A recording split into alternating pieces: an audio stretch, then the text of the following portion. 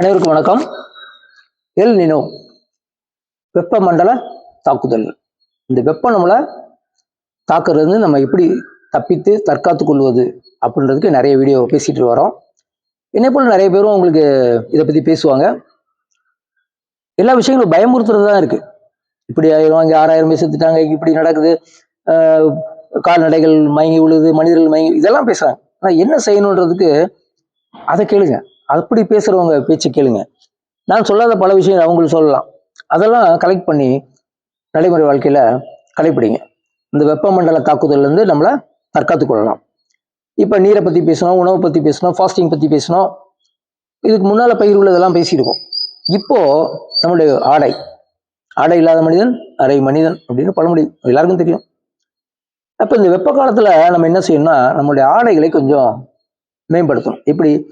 இப்போ எல்லாமே ரசாயன சேர்க்கை இலைகளால் செய்யப்பட்ட டெர்லின், டெரிகாட்டன், பாலிஸ்டர், இப்படிப்பட்ட pant shirt, churidar, nighty, saris இப்படி இருக்கும். இந்த காலத்துலையாவது நம்ம என்ன பண்ணணும், cotton shirts, cotton pant, veshti, இப்படிப்பட்ட உடைகளை கொஞ்சம் நீங்கள் மாற்றணும். அடுத்து வெளியே போகிறப்ப தவிர்க்க முடியலன்னா ஒரு ஃபேன்சி இல்லை போயிட்டு வரோம், பரவாயில்ல. ஆனால் வந்த உடனே உடம்பு வரைக்கும் குளிச்சுட்டு cotton shirts, cotton dresses wear பண்ணுங்க. முடிந்த அளவுக்கு தளர்வா உள்ள ஆடைகளை பயன்படுத்துங்க. ஷூ, சாக்ஸ் முடிஞ்ச அளவுக்கு அவாய்ட் பண்ணுங்க. செப்பல், நல்ல செப்பல் வாங்கி போட்டு போங்க. ஆனால் வீட்டுக்கு வந்த உடனே முதல்ல காலை கழுவிட்டு நீங்கள் வீட்டுக்குள்ள வாங்க. ஏன்னா பகல் முழுதும் நீங்கள் ஒர்க் பண்ணுறப்ப உங்கள் பாதங்கள் சூடு ஏறும். அந்த சூடு மூளையை போய் பாதிக்கும்.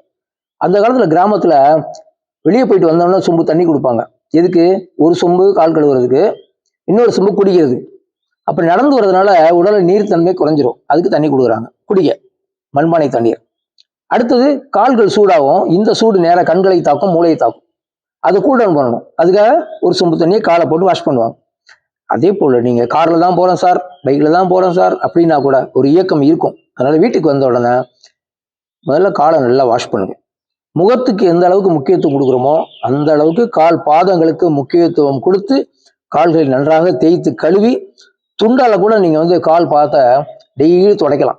அப்பயும் அந்த கால் நரம்பு மண்டலம் ஆரோக்கியம் அடையும். ஓகேங்களா? அப்போ தளர்ந்த ஆடைகள், காட்டன் ஷர்ட்ஸ், பேண்ட், சாரீஸ் இதெல்லாம் பயன்படுத்துங்க. வேலைக்கு போயிட்டு வந்த உடனே ஃபேன்சி சாரி அதெல்லாம் கட்டினா கூட வீட்டுக்கு வந்தோன்னே அதை ரிமூவ் பண்ணிட்டு குளிச்சுட்டு காட்டன் ட்ரெஸ்ஸுக்கு வந்துருங்க. இதே உங்களுக்கு ஒரு தற்காப்பு. தளர்வான ஆடைகளை போடுங்க. முடியல அதே மாதிரி ஒரே நாளைக்கு 2 ட்ரெஸ் மாற்றுங்க. காலைல ஒரு ட்ரெஸ் போட்டால் திருப்பி ரிமூவ் பண்ணிட்டு வேற ட்ரெஸ் போடுங்க. ஒரு பனியன் போட்டிங்கன்னா 3 நாளைக்கெலாம் போடாதீங்க. டெய்லி பனியன், 2 வேளையாவது பனியன். காலையில் போயிட்டு பனியன் போடுங்க, வீட்டுக்கு வந்தோன்னா பனியன் ரிமூவ் பண்ணிட்டு உடலை வாஷ் பண்ணிட்டு திருப்பி வேற புது பனியன் போடுங்க. ஷர்ட் டெய்லி மாற்றுங்க. வெளியே போடுறதுக்கு ஒரு ட்ரெஸ், வீட்டுக்கு வந்தோன்னா ஒரு ட்ரெஸ்.